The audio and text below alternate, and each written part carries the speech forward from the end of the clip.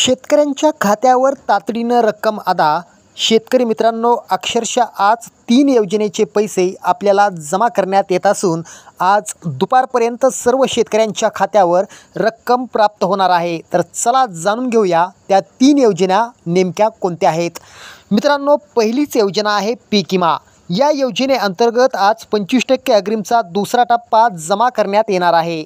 आता कोणत्या शेतकऱ्यांना ही रक्कम भेटणार आहे ते पाहूया। ज्या शेतकऱ्यांना 25% प्रमाणे पीक विमा जमा झाला आहे, मात्र रक्कम खात्यावर कमी आली, तसंच 25% प्रमाणे अजून एकही रुपया मिळाला नाही, अशा शेतकऱ्यांना आज दुसऱ्या टप्प्यात रक्कम दुपारपर्यंत जमा केली जाणार आहे। दुसरी मोठी योजना आहे पीक विमाच। सन 2023 मधील खरीप पीक विमा भरलेल्या शेतकऱ्यांना पीक विमा वाटपाचे आदेश राज्य सरकारने दिले आहेत।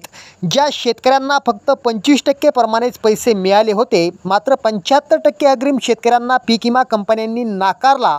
त्यामुळे शेतकरी संघटनांनी कोर्टात धाव घेत कंपन्यांच्या विरोधात जात याचिका दाखल केली होती। त्याचा निकाल शेतकऱ्यांच्या बाजूने लागल्याने शेतकऱ्यांना सन 2023चा पीक विमा मिळणार आहे। तिसरी मोठी योजना नुकसान भरपाई। राज्याला अवकाळी पावसानं झोडपलं। अवकाळी पावसाचा जोर वाढल्यामुळे शेतकऱ्यांचे मोठे नुकसान झाले आहे। यामुळे बळीराजाची चिंता वाढली आहे। विदर्भ, मराठवाड्यासह राज्यात सर्वत्र अवकाळी पावसानं थैमान घातलं असून एकीकडे शेतकऱ्यांचं मोठं नुकसान झालं असून तात्काळ शेतकऱ्यांना नुकसान भरपाई देण्याचे आदेश राज्य सरकारने कृषी विभागाला दिले आहेत। त्यामुळे शेतकऱ्यांना मोठा दिलासा मिळाला आहे।